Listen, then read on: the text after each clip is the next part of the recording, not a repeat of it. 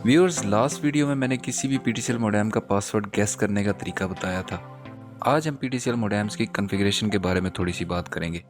इन modems को PTCL की DSL service के अलावा किसी भी दूसरे मोडेम की वाईफाई कवरेज एक्सटेंड करने के लिए DHCP राउटर के तौर पर भी कॉन्फ़िगर कर सकते हैं और PPPoE यानी point two point protocol over Ethernet connection के लिए भी इस्तेमाल किया जा सकता है।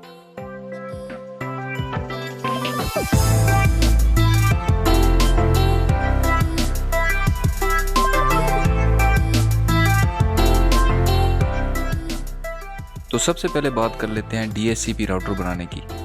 अगर आपके प्राइमरी मोडेम की कवरेज आपके रिक्वायर्ड एरिया से कम है, यानी आपके घर या बिल्डिंग के किसी हिस्से में आपके मोडेम के सिग्नल्स बिल्कुल गायब या बहुत कम हो जाते हैं, तो आप इन मोडेम्स को वाइड रेंज एक्सटेंडर के तौर पर इस्तेमाल कर सकते हैं। इसका तरीका बहुत सिंपल है। PTCL मोडेम को फैक्ट्री डिफ़ॉल्ट रीसेट करें और इसकी वैन पोर्ट को प्राइमरी मोडेम के किसी भी लैन पोर्ट से ईथरनेट केबल से कनेक्ट कर लें। PTCL के कुछ मोडेम्स पर तो वैन पोर्ट मेंशन होती है, पर जिन मोडेम्स पर वैन पोर्ट मेंशन नहीं, आप LAN 1 या फिर LAN 4 पर इनपुट देकर चेक कर सकते हैं। दोनों मोडेम्स को कनेक्ट करने के लिए ईथरनेट केबल की सिलेक्शन के लिए आप मेरी ईथरनेट केबल्स पर वीडियो देख सकते हैं। PTCL मोडेम्स का दूसरा और ज़्यादा इस्तेमाल होने वाला फंक्शन PPPoE यानी point two point protocol over Ethernet है। अक्सर PTCL मोडेम्स इस फंक्शन को सपोर्ट करते हैं, पर कुछ ऐसे भी हैं जो नॉन सपोर्टिव हैं। जो मॉडल्स PPPoE सपोर्ट करते हैं उनमें ये फंक्शन बाय डिफ़ॉल्ट नहीं होता, बल्कि आपको खुद कॉन्फ़िगर करना पड़ता है। इन तमाम मॉडल्स का सेटअप तकरीबन आइडेंटिकल है। मैं यहाँ D-Link 2750U मोडेम को डेमो के लिए इस्तेमाल कर रहा हूँ। तो सबसे पहले आप मोडेम का सेटअप एक्सेस करेंगे। अननोन पासवर्ड को गेस करने का तरीका मैं अपनी लास्ट वीडियो में बता चुका हूँ। PPPoE कॉन्फ़िगरेशन के लिए आप सबसे पहले एडवांस सेटअप में लेयर 2 इंटरफेस में जाकर एक ईथरनेट इंटरफेस ऐड करेंगे। जैसा कि मैंने पहले बताया कि कुछ मोडेम्स में वैन पोर्ट फिक्स होती है, पर इस मॉडल में आप किसी भी पोर्ट को वैन कॉन्फ़िगर कर सकते हैं। अप्लाई करके हम ईथरनेट वैन इंटरफेस ऐड करेंगे। अब इस मोडेम की ये पोर्ट वैन के तौर पर बिहेव करेगी। नेक्स्ट स्टेप इस पोर्ट की कॉन्फ़िगरेशन का है, जिसके लिए हम वैन सर्विस में जाएंगे। यहाँ पर हम LAN 1 या ईथरनेट 3 पर वैन सर्विस ऐड करेंगे, पर इससे पहले अगर आप डिफ़ॉल्ट वाली अनवांटेड सर्विसेज को रिमूव कर दें तो ज़्यादा बेहतर होगा, क्योंकि इन सर्विसेज के गेटवेज और DNS आपको या आपके मोडेम को बाद में कंफ्यूज कर सकते हैं। अब यहाँ आप अपनी रिक्वायर्ड PPPoE सर्विस ऐड करेंगे। सबसे पहले आप अपनी टारगेट पोर्ट सेलेक्ट करेंगे।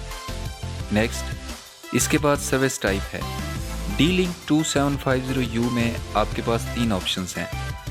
PPP ओवर ईथरनेट, जिसको हम कॉन्फ़िगर करने जा रहे हैं। दूसरा ऑप्शन IP ओवर ईथरनेट का है, जिसमें आप फिक्स IP और गेटवेज के लिए एक्सेस कॉन्फ़िगर कर सकते हैं।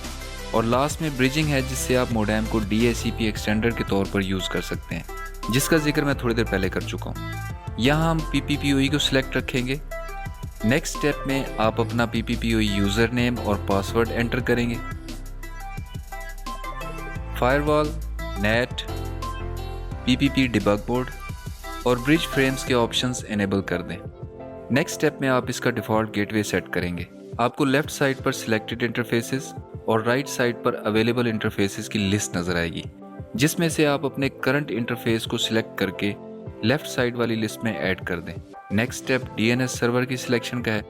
यहाँ भी आप राइट साइड पर मौजूद करंट इंटरफेस को लेफ्ट साइड की लिस्ट में डाल दें। यहाँ आप मैनुअल DNS जैसे कि गूगल या 1.1.1.1 वगैरह भी सेट कर सकते हैं। लास्ट स्टेप में आपको समरी नज़र आएगी, फाइनल अप्लाई करें। इस तरह आपकी ईथरनेट पोर्ट पर वैन सर्विस कॉन्फ़िगर हो गई है।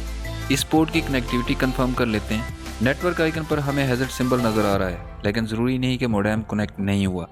इसका मतलब ये भी हो सकता है कि सिस्टम ने अभी तक DNS वेरीफाई नहीं किया, जिसकी वजह से ये साइन शो हो रहा है। इसलिए अब हम YouTube क्लिक करके देख लेते हैं।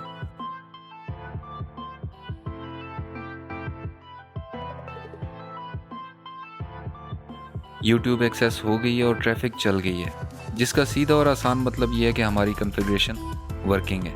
अगर आपकी कॉन्फ़िगरेशन कनेक्ट नहीं होती तो इसकी काफ़ी सारी रीजंस हो सकती हैं, जिसमें रॉन्ग यूज़र नेम या पासवर्ड, सर्वर तक मोडेम की एक्सेस ना होना, या फिर रॉन्ग या एम्बिगुअस DNS या डिफ़ॉल्ट गेटवे वगैरह भी हो सकते हैं।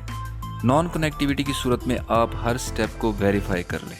और हाँ, अपने कनेक्शन की सिक्योरिटी के लिए आप वायरलेस सिक्योरिटी सेक्शन में अपना वाईफाई पासवर्ड अपनी मर्ज़ी के मुताबिक चेंज कर लें, क्योंकि डिफ़ॉल्ट पासवर्ड काफ़ी हद तक ट्रेसेबल है।